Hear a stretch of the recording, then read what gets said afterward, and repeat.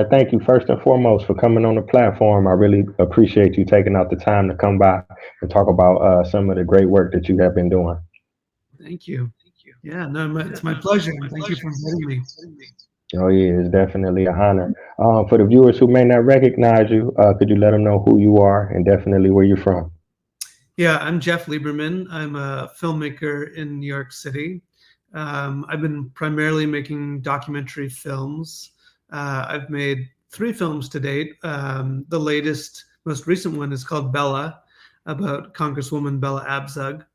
My previous film was about the great Nina Simone, the singer and civil rights activist. That film is called The Amazing Nina Simone, named after one of her first albums. And my first film was called Reemerging the Jews of Nigeria, which is about the Igbo people of Nigeria, and specifically a select group of them who are practicing Judaism unbeknownst to a lot of the rest of the world. And in addition to films, I'm also a journalist and have worked for CNN and CBS News and New York Post. So I've sort of had a varied career in journalism and in entertainment. Wow, wow, that's very inspiring. That's very inspiring. Now I can ask you this: when did you kind of develop a passion for filmmaking and journalism? Is that something you aspired to do when you were younger, or you kind of got into it later in life? Yeah, as a kid, I was always really fascinated with media and watched a lot of television and somehow sort of studied a lot of television news. I was definitely very curious about that world and wanted to be part of it in some respect. I got my first video camera when I was 13 and started experimenting and filming a lot of different things. Made a short film in high school, filmed a lot of bar mitzvahs and weddings as kind of like a side gig just to make some money and improve my skills. So yeah, that was kind of the beginning. I did a lot of editing on VCRs because that was the technology that was available to me, but I made it work. Wow, that's real cool. That's a good idea, for a young person to, have that tenacity and that creativeness to utilize, your passion and make a couple extra dollars on the side, and you still doing it. Look how far it have brought you worldwide. That's what Yeah. I sort of tell a lot of young filmmakers is, do experiment as much as you can and don't wait for anyone to tell you that you can do it or you have the permission or the money. Just start experimenting and see how things go and see what you can create. Definitely, definitely. Now you had mentioned working for CNN. If you could talk about that, how did you end up working for them? What was that experience like? Because CNN is like, probably one of the most recognized news stations on earth. Yeah, I actually had two different experiences with CNN. The first was in 1999. I applied to be an intern at the network when it was still mainly based in Atlanta, and New York was kind of a smaller bureau, basically. But I had met a producer at a radio and television conference, so I really admired what she was doing. Rose Arce is her name, and her and correspondent Maria Inihosa were covering a lot of news and events from New York City that focused on social justice and civil rights. They covered a lot of broad news topics in addition to that, but there definitely seemed to be a feeling that they were covering issues of injustice from police abuse and topics like that. Things that I really wanted to also kind of invest my time and energy into. So I worked with them for a few months over 99 and 2000 and was also there for the Y2K when the millennium turned over and had a press pass in Times Square and really kind of got to see a lot of things up close as a 21-year-old and really engaged with wanting to be in that world. More recently, I got hired on as a senior producer at CNN Plus, which was their entry into the streaming world, and was kind of a short-lived project. but I spent about 5 months working for them and produced a film for their documentary unit called Taking on Taylor Swift, which was about two songwriters who had sued Taylor Swift for copyright infringement over the song Shake It Off. And we used that case to really dive into why there were so many copyright infringement cases happening in the music industry at this time, and really kind of delved into that whole world and how is it possible to really have original music these days. Yeah, yeah, definitely. That's a interesting subject because you hear it all the time. You hear musicians or up and coming musicians or people say they stole my song or they didn't pay me or I wrote that song, and you never know. Sometimes it could be true, and sometimes maybe it could be a coincidence. People in the same era, same time, thinking about the same thing. So. True. Yeah, yeah. And I wanted to ask you about this. I was checking out your profile on Wiki. I don't know how true it is, but I guess you had some involvement in the coverage with the young man from Africa. He was a student, I believe, in New York, and he got killed by the police. Yes, Amadou Diallo. That's what I was referring to when I was talking about my interning with Rose Arce and Maria Nahosa. They were covering that story quite closely, and that was a big turning point in holding the police accountable, the NYPD accountable. A lot of people really took to the streets to protest that unjust killing, and really tried to hold the police accountable for that. And there were a few other cases that also were around that time that really showed how there needed to be more police oversight, because things like that were happening, and really to the detriment of the city and to its population. Yeah, yeah, definitely. I remember that story. I was a lot younger, but I say that to say I don't know if I told you I'm currently in Ghana. So a lot of Africans they have this dream to come over to America, and sometimes they don't see the other side of it. And then I could ask you this: what are your thoughts on the current, I guess, situation with holding police accountable and police brutality since then? That was 1999. You had George Floyd, and I think a young lady recently, she got killed by the police. She called 911, and things just went wrong.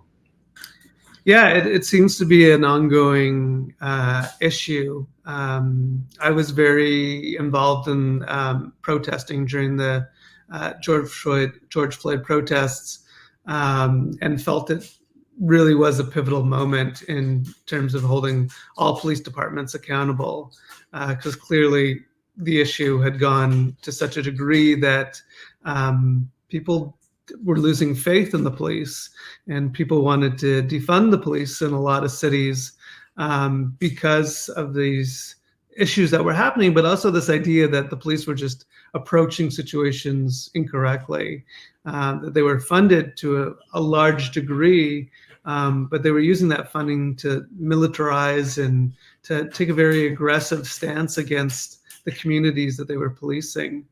And there were a lot of people like myself and others included who felt like there were ways to go about policing that were more community oriented, placing officers in the community to get to know the members of the community and be able to de-escalate situations as opposed to escalate them, and to bring in people who have training to deal with people who have mental illness or suffering a mental break, and that a lot of these situations of extreme violence were happening when they could have been avoided and they could have been de-escalated by trained professionals.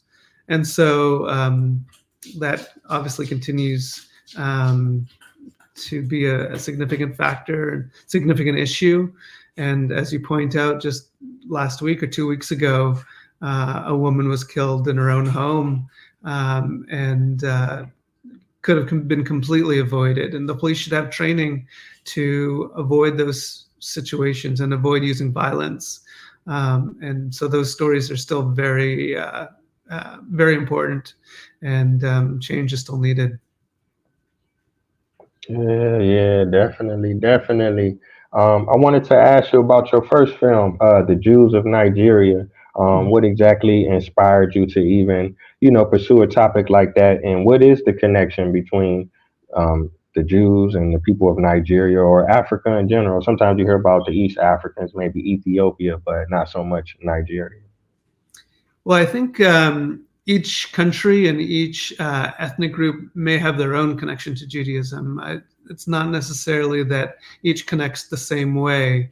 For example, the Ethiopians have very concrete ties to the Jewish people and to biblical Jews, different from the Igbo or Nigerians in general. And that may be they have similar connections, but those haven't been found yet. So there's still a lot of theories as to how the Igbo may connect to the Jewish people. It could just be from exposure to travelers through the Sahara, through the Sahel, traders who had come through and exposed them to certain things.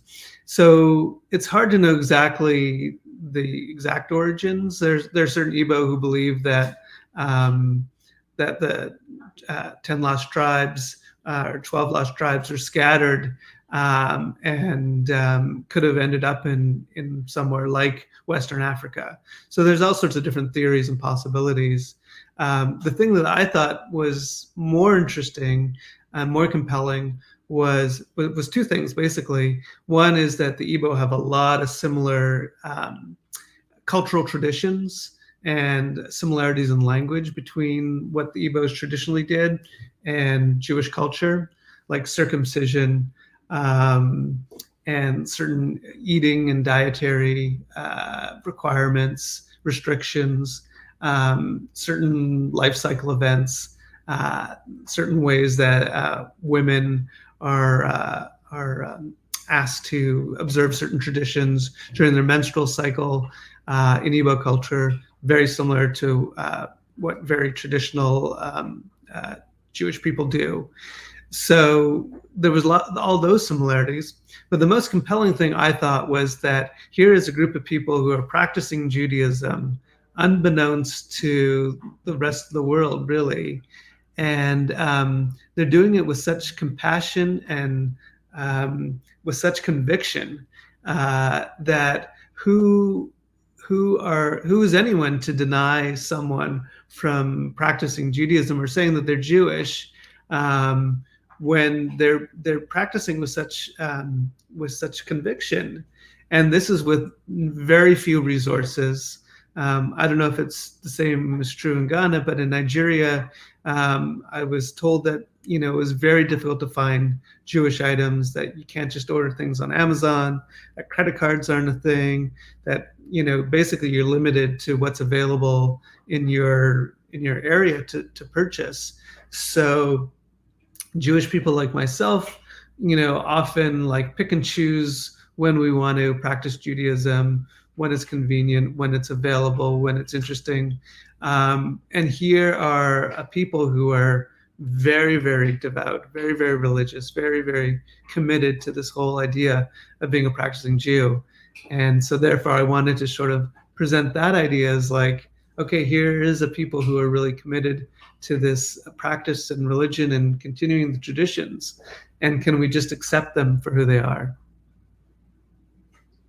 Oh, okay. Wow. Wow. You made some good points. That's really, really interesting. I guess I could ask you, what was the reception of the film once you finished? Did you get a lot of pushback, or were people like, blown away by the information you were sharing, or was it kind of mixed?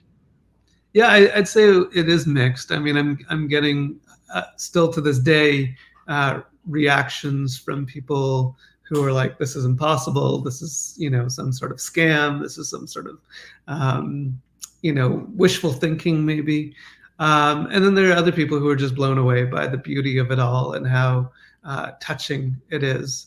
And it comes from all sides. I get comments a lot on YouTube on the trailer from people in Africa saying that this is, impossible, and that people have been misled and that type of thing. But I think the general consensus among most people who actually see the whole film is that there really is no denying that this exists, and saying that it's not true based on some sort of belief that you may have doesn't change anything. It doesn't mean that they're going to stop. It doesn't mean that you have the say over what they do. In the film, I sort of delve into like genetic testing and whether that would prove anything. And ultimately, I think one of the scholars in the film presents it the best way, and it's like, so what if they prove genetically yes or they prove genetically no? Again, it's not going to change who they are or what they're doing. So why even bother? And if you've genetically tested a lot of Western Jewish people, you may not get the results you want necessarily anyways. So it's a very slippery slope. And Judaism has many shades and many ethnicities. And if you look at the people of Israel today, and it's a real cosmopolitan of Middle Eastern and African and Western people, and people from all sorts of ethnicities. So, and that's what makes it beautiful. Yeah, definitely. I agree. I appreciate you taking out the time to even, tackle a project like that. Definitely. Let me see. Okay, now I wanted to ask you about the amazing Nina Simone. Obviously, an icon. What inspired you specifically to, create a piece on the late great singer? I had always been gravitated towards Nina Simone. I discovered her music in high school. She was on these compilation jazz CDs with other great singers like Ella Fitzgerald and Dinah Washington and Sarah Vaughan.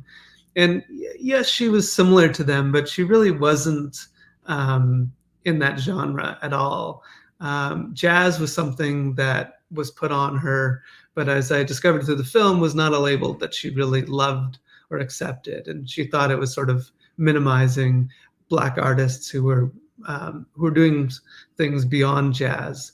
I'm a great jazz lover, so the label didn't necessarily bother me, but I was always kind of intrigued as to who she really was. And back then, when I discovered her music, there was no internet, there was no YouTube, there was no real way to know who she was. And I was discovering her decades after her kind of monumental decade, which I thought was the 1960s, where she produced, probably 90% of her music, and really was at center stage for people who knew her and loved her. So I was trying to always figure out who she was and what she was saying, where these songs were recorded, and what she meant in some of the things she was saying. I also heard a lot of things. Oh, she was crazy, or people saw her and she was drunk on stage, and that never really sat well with me. And I kind of really wanted to know the whole story. And as I read a few books about her, I discovered a much more nuanced version of who she was, and this great artist and this classical pianist and this woman whose dreams were sort of dashed by institutions that didn't recognize her talent because of her race or her gender or her attitude. And so I really wanted to showcase what a great musical genius she was. And I thought, if I'm interested in knowing the whole story of who Nina was, I'm sure there's many other Nina fans who want to know that background too. And I think there's a lot of people who could really benefit from knowing her story. The other thing that I always think about is when you delve into a documentary project, you're really committing about 5 years of your life to the project, whether that's research or producing the film or then showcasing the film and talking about it and promoting it. It's at least 5 years. And I always kind of think about, like, what subject do I really want to spend that much time focused on? And Nina Simone was somebody I was like, I could spend happily 5 years thinking about her and spending time on that subject.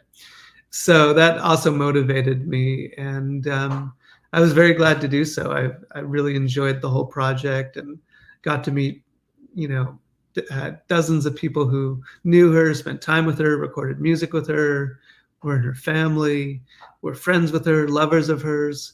And so I really loved making that film, and I'm really proud of the film that came out of it. Wow, wow, that's amazing. I appreciate you taking the time out. 5 years, that's a long time. A lot of I guess consumers or fans we take for granted. We watch a documentary, maybe an hour, maybe 2 hours, but we don't realize how much time is put into that 2 hour project. And for you to take 5 years out of your life, obviously to do something you love and research somebody you admire, that's definitely that's phenomenal, man. That's definitely phenomenal. You gotta love it to do it, but I love making documentaries. So the time flies by in some respects, although you always want it to come out faster and to get it into people's hands quicker.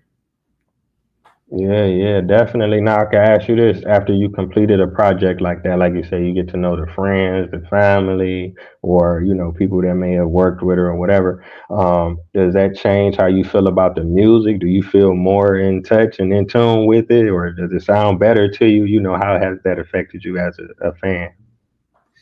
I'm always a little worried that if you work on something that you love, that eventually you fall out of love with it because either you associate it too much with work or you discover something about it that you thought was magical and then it turns out it was a fluke or an accident or something like that. I haven't had that too much. Occasionally I hear Nina Simone's music come on and I'm like it's bringing back memories of like editing with that song and like challenges I faced. But generally, I love Nina's music, and I have a deeper appreciation for it because I know what went into it. Just the same way, like I told you, what just went into a film and how much labor and love goes into it. I suddenly have a new appreciation for songs of Nina Simone's because I know how much struggle went into it or how many deep-hearted feelings went into it. I love the story of her writing Mississippi Goddam, which is such an iconic Nina Simone civil rights protest song. And the story that Nina told was that she heard about the four young girls in Birmingham being killed in the church bombing and immediately went into her garage or basement and started trying to figure out how to make a gun because she was so irate. She was so angry.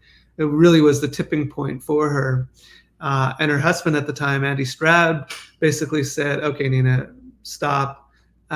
Your power is in your music. It's not in a gun. It's in the piano. It's in your songwriting. Go to the piano and write a song about this." And she said, "Mississippi Goddam" just poured out of her, and she performed it, a few weeks or a few months later at Carnegie Hall to a majority white audience, and it's a very strong message that was even stronger in 1963 when people weren't saying the things that she was saying, especially as a black person, as a black woman, especially on the stage at Carnegie Hall. I mean, she was taking chances and had this bold courage that was really phenomenal. But she changed people's minds. She really did push people to really see how unjust the world was and played a very pivotal role in the civil rights movement that I think is often overlooked because she was there with the music, which reaches a lot of people.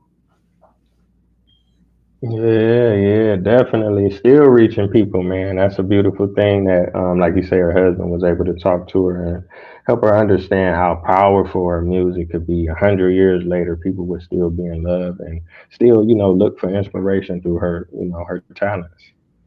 Absolutely. Okay, okay. Let me see. Okay, we're about So this, 25 minutes in. What you say? I said, I don't know if you noticed, but she's on the wall behind me. Oh, And wow. yeah, so She's here. Okay, okay. That's real cool. That's real cool. Okay, now I wanted to add, now you got a film, Bella. Did I say that right? Yep. Okay, if you could talk a little bit about that. Yeah, Bella is also another phenomenal female fighter for social justice, similar to Nina Simone, but very different in her own right as well. Some people may know her name because she was quite a well known figure in American politics in the 1970s. Bella Abzug was a lawyer who was a big anti war activist and involved in politics in New York City, and decided in 1970 that she was sick and tired of supporting men who said they were going to do certain things and then didn't. And often got into power and sort of sat back and didn't do the things that they were really committed to do or were elected to do, or were just incompetent. And she said, I'm going to run for office and do a better job than any of these guys. At the time, there was only roughly 12 women out of the 435 members of Congress, roughly like 3%. I mean, women were not a sizable or significant number in Congress, and one of our country's most esteemed lawmaking houses, where it's supposed to represent the people. And here, 3% of Congress was barely representing the 50% of women that really existed in the United States in the 70s. So Bella ran for Congress from the streets of Manhattan, from the West Village and Greenwich Village and Lower East Side, where this district that she lived in existed. And she was one of the first people to run a campaign from street corners, shaking people's hands as they got on the subway, handing them shopping bags that said, "Carry Bella Abzug to Congress," with buttons that said Abzuglutley, which was a play on her last name, Abzug, and really saying to people, like, we're spending too much money on the Vietnam War and we should be spending more on New York. And there's all these injustices in the world, and I'm going to fight for you. And if you elect me to Congress, and we're going to get more rights for women and for gay people who made up a large part of her district, and for the working class, and for people of color. She really saw a very broad community group that was underrepresented in Congress and other places of power in the United States. And she said, I want to represent you. And she got elected. And she went to Congress in 1971, and she served 3 terms and became a very powerful figure in American Congress.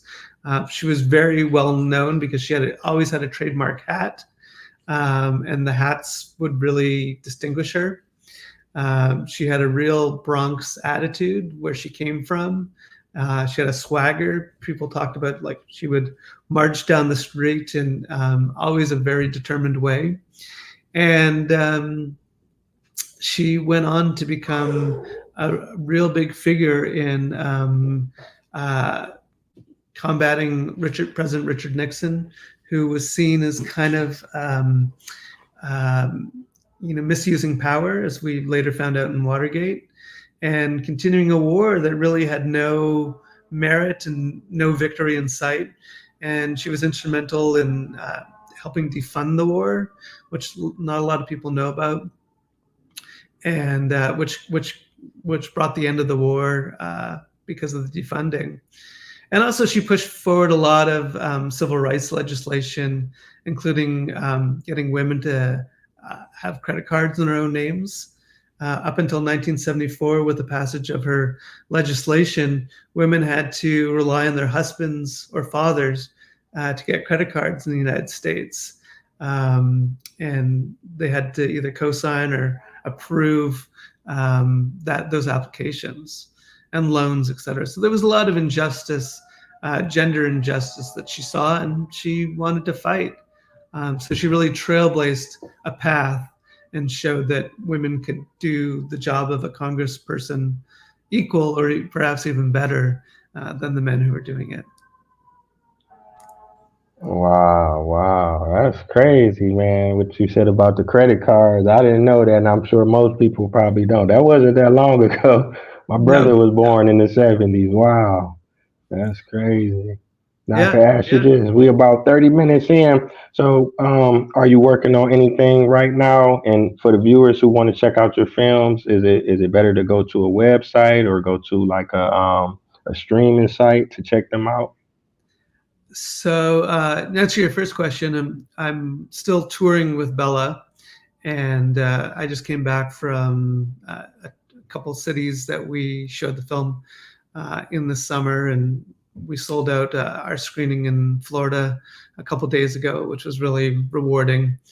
Um, and we've got some dates lined up for the fall, and we're actually in the works to have a global streaming event for Bella on in October, and we really want anyone who hasn't seen the film yet to join us that day or that weekend to watch the film. And we hope to reach people all over the world. And so people in your audience for sure will be able to access the film and see this really amazing, inspiring story. And we think it's, while the American election might be super important to Americans and not the rest of the world, we also think that the election can be quite pivotal to the global order. So we're doing it in the hopes of supporting Kamala Harris's campaign and ensuring that Donald Trump is not reelected. And we think, Bella Abzug stands for everything that Kamala is running for, including not just being a woman, but a woman who has very strong beliefs in equal justice and rising people up and non-authoritarian politics and supporting immigrants and diversity and the rest of it. So we hope that if people are interested, that they'll join our email list where they can find out news and buy tickets. All the films that we talked about can be accessed at reemergingfilms.com, and that's with a hyphen, so re-emergingfilms.com. If you Google it, you'll surely find it. It comes up quite quickly. And for previous films like The Amazing Nina Simone and Re-emerging the Jews of Nigeria, they're available to watch on Amazon in certain areas and countries. So definitely check there. But they're also available globally on Vimeo. So the website that I mentioned will link you to the links to find those links to watch the films. Wow. Okay. Okay. Yeah, I'm gonna have to definitely check out Bella for sure. So I want to thank you again. I really appreciate you taking out the time to come on the show. I really appreciate the projects that you have put out, taking the time to select the different topics because they're all inspiring and definitely interesting. And I definitely look forward to projects that you have coming in the future. Thank you. Thank you so much. Thank you for the good questions and for the invitation. Oh yeah, no doubt, no doubt. And thank the viewers for tuning in. So until next time, peace. Take care.